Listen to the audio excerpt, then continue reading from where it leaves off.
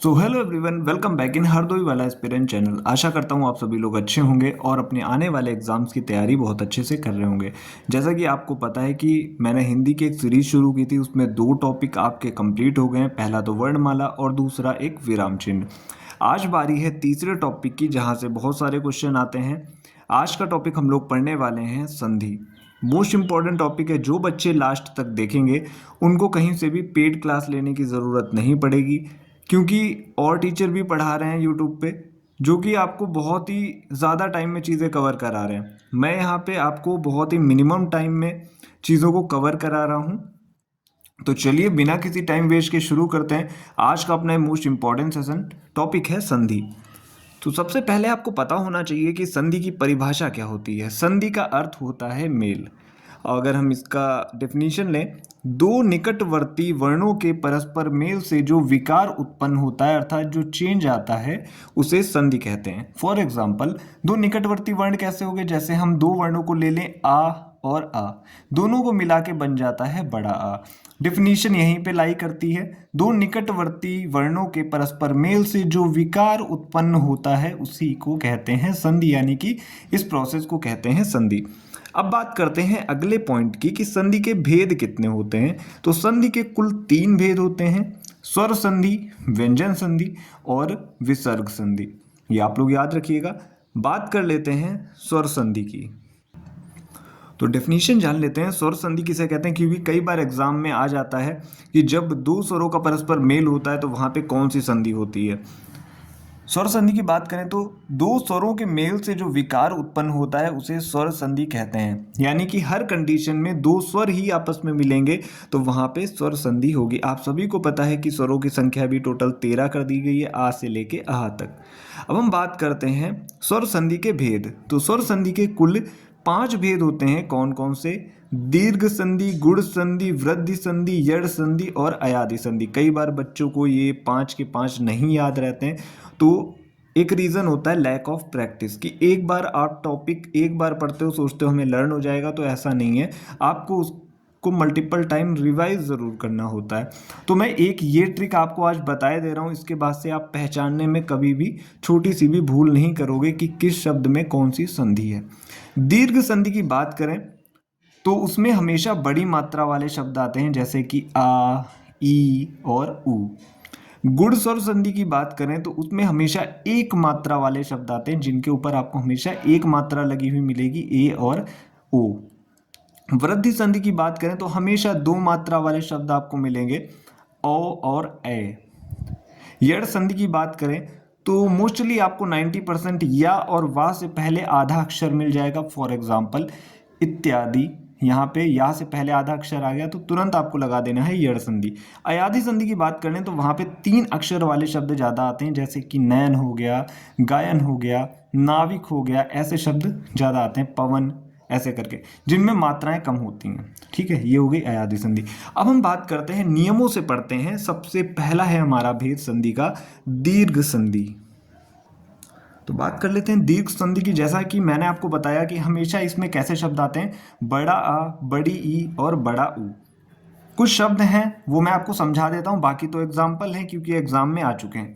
धर्मार्थ की बात कर लेते हैं। इसका विच्छेद कैसे होगा? इसको जब अलग अलग करते हैं तो उस प्रोसेस को कहते हैं हम संधि विच्छेद। धर्म और अर्थ, कॉमन सी बात है, कॉमन सेंस भी लगा के आप लोग कर सकते हो। धनार्थी, धन प्लस अर्थी। कुशासन, यहाँ पे गलत हो गया था तो मैंने सही कर दिया, कुश प्लस आसन। शाह के साथ आ रहा है और बड़ा आ रहा है, तो छोटा आ और बड़ा आ मिलके हमेशा बनते हैं बड़ा आ। धर्मात्मा, धर्म प्लस आत्मा। रत्नाकर, रत्न प्लस आकर। विद्यार्थी, विद्या प्लस अर्थी। मायाधीन, माया और अधीन। कदापि, कदा प्लस अपि। और मैं आपको बता दूं प्रैक्टिस आपको कैसे करनी है। जैसे कि आप संधि विच्छेद नहीं कर पाते हो, कई बार बच्चों को नियम नहीं पता होते हैं, तो एक रफ कॉपी ले लीजिए और आपके पास जो भी बुक है उससे आप प्रैक्टिस करिए, बार बार संधि विच्छेद करके देखिए, आपको चीज़ें ऑटोमेटिक आ जाएंगी। चलते हैं अगले पेज पे। अब हम बात कर रहे थे अभी बड़ा आ वाले शब्दों की, अब हम बात कर लेते हैं बड़ी ई वाले शब्दों की, जैसे कि अतीव, अभीष्ट, मुनीन्द्र, रविंद्र। इसमें क्या लॉजिक लगा है? जब हम इनका संधि विच्छेद करेंगे, जैसे अतीव को मैं डिस्क्राइब कर देता हूँ, अति प्लस ईव। छोटी ई और छोटी ई मिला के बन गया बड़ी ई। यही सारा लॉजिक इन सभी में फॉलो हो रहा है। अब हम बात करते हैं जब पहले छोटी ई आएगी बाद में बड़ी ई आएगी, वो शब्द कैसे होते हैं? कपीश, गिरीश, अधीश्वर। कपीश की बात कर लेते हैं तो इसमें कपी प्लस ईश हो गया। अब बहुत सारे बच्चे सोचेंगे कि यहाँ पे कपी क्यों नहीं हुआ, क्योंकि वो निरर्थक शब्द हो जाएगा।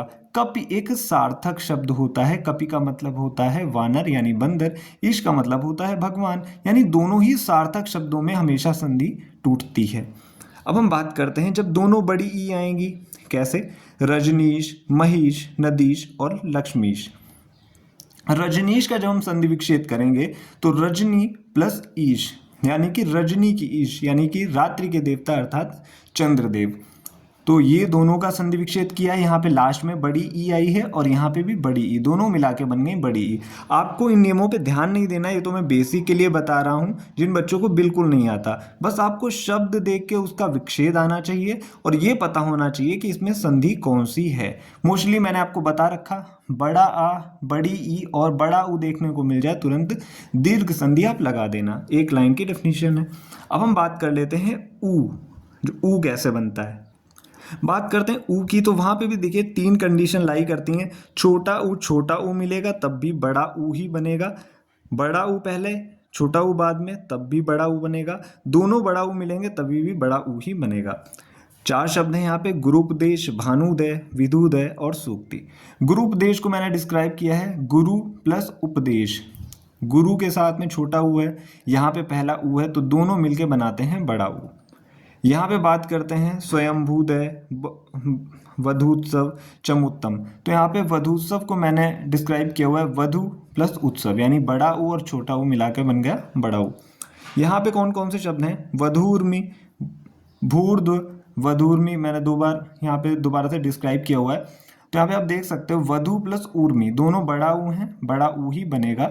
और यहाँ पे बहुत सारे बच्चे यहाँ पे भी कंफ्यूज हो सकते हैं कि वधु क्यों नहीं है, क्योंकि जो सार्थक शब्द होता है वो वधु होता है। कहीं भी आप लिखा हुआ देखोगे, आप कभी भी वधु लिखा हुआ नहीं देखोगे, हमेशा वधु ही लिखा होता है। अब हम चलते हैं अगले पेज पे। दीर्घ संधि फिनिश हो गई है, अब आपकी शुरू होती है गुण संधि। गुण संधि के लिए मैंने आपको क्या बताया था कि आपको शब्द में जहां भी एक मात्रा देखने को मिल जाए आप तुरंत गुण संधि लगा देना, और ये है इसके नियम। इसमें देखिए ए, ओ और अर जैसे शब्द आते हैं, अगर शब्दों में ये चीज़ें आती हैं तो आपको तुरंत समझ जाना है कि यहाँ पे गुण संधि है। फॉर एग्जाम्पल नरेंद्र, पुष्पेंद्र, उपेंद्र, देवेंद्र, धर्मेंद्र, स्वेच्छा, सत्येंद्र, सभी शब्द आप देख लीजिए कि सभी पे एक ही मात्रा यानी सिंगल मात्रा, तुरंत आपको गुण संधि टिक कर देना। ये है हमारी ट्रिक। और अगर आप बिल्कुल इसमें डीप में जाना चाहते हो कि कैसे चीज़ें आई, तो देखिए ए बनने की कंडीशन क्या है? आ का जब मेल होता है छोटी ई से तो ए बनता है, आ का मेल बड़ी ई से होगा तब भी ए ही बनेगा, बड़ा आ का मेल अगर छोटी ई से होगा तब ए बनेगा, बड़ा आ का मेल बड़ी ई से होगा ए बनेगा। ये कंडीशन डिपेंड करती है शब्द कैसा है। जैसे कि यहाँ पे नरेंद्र है, नर प्लस इंद्र, यानी कि छोटा आ और छोटी ई मिला के बन रहा है ए। आप लोग यहाँ से अंदाज़ा लगा सकते हो। अब हम बात करते हैं अगली कंडीशन की। जैसे मैंने आपको सारी कंडीशंस अभी बताई, उन पे मैंने आपको सारे एग्जाम्पल भी करवा रखे हैं। अगर ऐसे आ जाता है परमेश्वर, सुरेश, गणेश, सोमेश, आप लोग डायरेक्टली पहचानोगे परमेश्वर में कौन सी संधि है? एक मात्रा यानी कि गुण संधि। सुरेश में एक मात्रा गुण संधि। अगर कठिन क्वेश्चन आएगा तो कैसे आएगा कि सुरेश का संधि विच्छेद करिए, तो सुर प्लस ईश, यहाँ पे छोटा आ और बड़ी ई आया है यानी ए बन जाएगा, सीधी सी बात है। अब हम बात कर लेते हैं कुछ और शब्दों की। जब बड़ा आ और बड़ी ई मिलते हैं तो ए बनता है, ए बनता है रमेश, उमेश, लंकेश, राकेश और महेश। अब हम बात कर लेते हैं, एक हम शब्द ले लेते हैं लंकेश। तो देखिएगा लंकेश में, लंकेश को जो हम तोड़ते हैं तो लंका प्लस ईश, बड़े ही ध्यान से देखिएगा, सारी चीज़ें क्लियर हो जाएंगी। यहाँ पे क्या आ रहा है? यहाँ पे आ रहा है बड़ा आ और यहाँ पे आ रही है बड़ी ई, यानी कि बन जाएगा ए। ठीक है, तो हो गया लंकेश।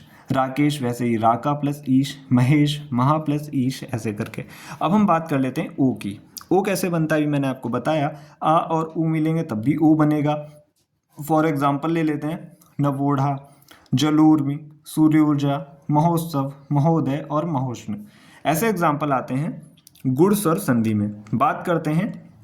यहाँ पे भी अगर हम एक एग्जांपल ले लेते हैं, चलिए ये लिखा हुआ है नवोढ़ा लिखा हुआ है ना, तो नव प्लस ऊढ़ा, यहाँ पे आ रहा है, देख पाएंगे आप, और यहाँ पे आ रहा है ऊ, दोनों को मिला देंगे ओ बन जाएगा। ये है इसका नियम। अब हम बात कर लेते हैं, अगले पेज पे चलते हैं, नेक्स्ट टॉपिक। अगर बड़ा आ पहले आता है फिर बड़ा ऊ आता है तो भी ओ बनेगा, जैसे कि महोष्मा, तो महा प्लस ऊष्मा, गंगोर्मी, गंगा और ऊर्मी। देखिए गंगोर्मी को जब आप तोड़ोगे तो सीधी सी बात है गंगा और ऊर्मी में शब्द टूटेगा, ठीक है। महोर्मी, महा प्लस ऊर्मी में शब्द टूटेगा, कॉमन सेंस लगा के आप कर सकते हो। और मैंने क्या बोला था, सिंगल मात्रा और अर वाले शब्द, जैसे ब्रह्मर्षि, इसमें देखिए अर निकल रहा है, सप्तऋषि अर निकल रहा है, देवर्षि इसमें भी अर आ रहा है, तो ये सारे शब्द भी आ जाते हैं हमारे गुड़ स्वर संधि में। अब हम बात कर लेते हैं अगली संधि की, वृद्धि संधि की। तो हम लोग बात कर लेते हैं वृद्धि संधि की।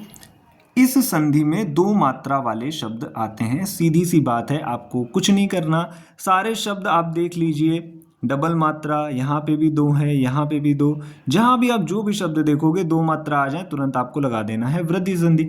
वृद्धि का मतलब ही वृद्धि होता है। फॉर एग्जाम्पल एक एक, एक और एक, यानी आ का के साथ आ रहा है और ए मिल गया, बड़े ए बन गया। धन ऐशना, धन ऐशना, यहाँ पे भी वही रूल है, ना के साथ आ रहा है तो आ हो जाएगा और ए हो जाएगा, यानी कि बड़ा ए बन जाएगा। तो सिंपल सी बात है, आप डायरेक्ट शब्द देख के ही पहचान जाओगे। मैं ज़्यादा टाइम नहीं लूँगा, ये मैंने एग्जाम्पल लिख दिया, आप वीडियो को पॉज करके देख सकते हो। हर एक एग्जाम्पल में डबल मात्रा है, हर शब्द में जहाँ पे भी डबल मात्रा आ जाएगी आप लोगों को तुरंत टिक कर देना है वृद्धि संधि। अब आप संधि को पहचानने में कभी भी गड़बड़ नहीं करोगे, बस केवल एक चीज़ की कमी रह जाएगी कि आप संधि विच्छेद अगर नहीं कर पाते हो, उसमें कमज़ोर हो, तो आप प्रैक्टिस बार बार करना बुक से, तो वो आपका हो जाएगा। चलते हैं अगले पेज पे। तो अब मैं डिस्क्राइब करने वाला हूँ यड़ संधि को। यड़ संधि में मोस्टली शब्द कैसे आते हैं, या और वा से पहले अगर आपको आधा अक्षर मिल जाता है तो तुरंत आपको टिक कर देना है यड़ संधि। यड़ संधि की बात करते हैं तो इसके नियम कैसे होते हैं, जैसे कि ई और बड़ी ई के साथ अगर कोई स्वर आता है या बन जाता है तुरंत, ऊ और बड़ा ऊ के साथ अगर कोई भी स्वर आता है वा बन जाता है, री के साथ अगर कोई भी स्वर आता है तो ये रा बन जाता है। फॉर एग्जाम्पल मैं आपको केवल एक एग्जाम्पल देने वाला हूँ, आप यहाँ पे सारे शब्द देख पाओगे, या से पहले आधा अक्षर, या से पहले आधा अक्षर, या से पहले आधा अक्षर, यही इसकी विशेषता है। अब हम एक एग्जाम्पल आपको दे के क्लियर कर देंगे।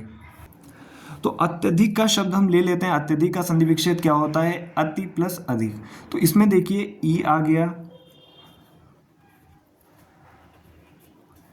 गया और आ गया। क्या मैंने आपको ऊपर बताया था कि ई या ई के बाद कोई भी स्वर आ जाता है तो हमेशा क्या बन जाता है, या बन जाता है। तो आप यहाँ से समझ पाओगे। इत्यादि की बात करें तो इति प्लस आदि, ई और आ गया, मतलब कोई भी स्वर आए तुरंत या और या में कन्वर्ट हो जाएगा। अब हम बात कर लेते हैं अगली संधि की, जो कि है अयादि संधि। एक एग्जांपल मैं आपको और दे देता हूं। मैंने आपको बताया था या और वा से पहले आधा अक्षर आता है, तो यहाँ पे स्वच्छ देख लीजिए। स्वच्छ को जब हम संधि विच्छेद करेंगे तो सु प्लस अक्ष, मध्वरी, मधु प्लस अरि, अन्वय, अनु प्लस ए। तो यहाँ पे आप देख पाओगे ऊ पहले आ रहा है और आ रहा है, तो ऊ और आ मिलके बन जाता है वा। और नियम क्या था हमारा, जो बच्चे नियम से देखना चाहते हैं कि ऊ और ऊ के बाद कोई भी स्वर आता है तो वहाँ पे क्या हो जाता है, वा बन जाता है। अब हम बात करते हैं अपनी जो लास्ट संधि है, पांचवी संधि, अयादि संधि। अयादि संधि में देखिए मैं आपको बता दूं पहचान क्या है इसकी। मुख्य 3 अक्षर वाले शब्द आते हैं और इसकी पहचान कैसे आप करोगे। अगर शब्द में अय, आय, अव, आव आ रहा है तो वहाँ पे अयादि संधि होती है। शयन, देखिए अय आया, चयन, यहाँ पे भी अय आ रहा है, नयन। और इसका संधि विच्छेद कैसे, शे प्लस अन, चे प्लस अन, ने प्लस अन।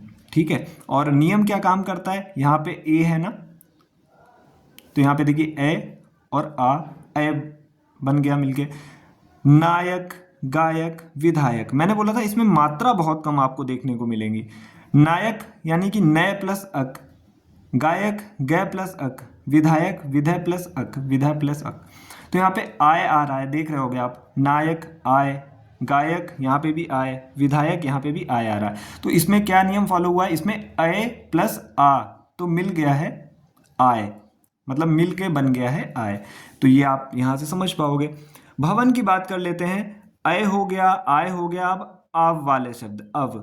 भवन, भो प्लस अन। नाविक, नौ प्लस इक।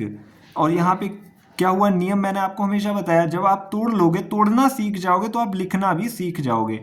ओ और आ मिलके बन गया है अव। ओ और ई मिलके बन गया है आवी। तो आप यहाँ से रिलेट कर पाओगे।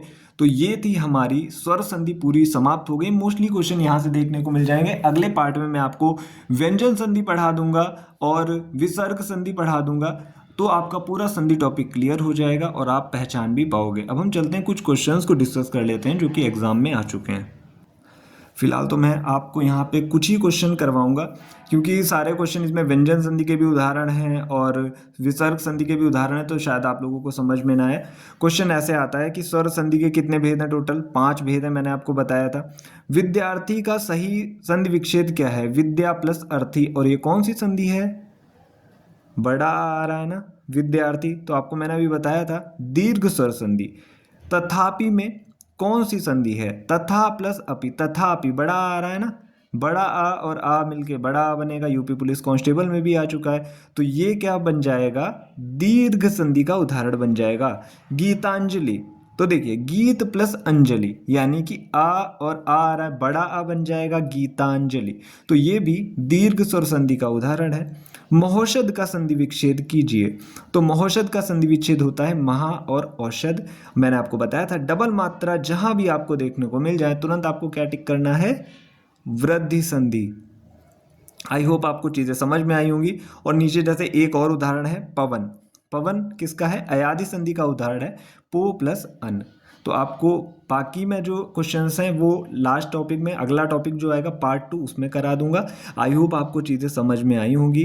कमेंट सेक्शन में बता दीजिएगा, क्योंकि मैं अगर मेहनत कर रहा हूँ तो मुझे केवल मोटिवेशन चाहिए आप लोगों से। जो बच्चे लास्ट तक वीडियो देखते हुए आए हैं उनको फ़िलहाल तो दिल से थैंक यू। और अपने उन साथियों तक ज़रूर पहुँचा दीजिएगा जिनके पास कुछ ना कुछ वर्क रहता है बहुत ज़्यादा, जो पढ़ाई के लिए टाइम नहीं निकाल पाते, यूपीएसआई और यूपी पुलिस कांस्टेबल की तैयारी कर रहे हैं, तो उनको एक एग्जैक्ट नॉलेज यहाँ से मिल जाएगा। तो आज के लिए इतना ही, मिलते हैं नेक्स्ट वीडियो के साथ। Thank you.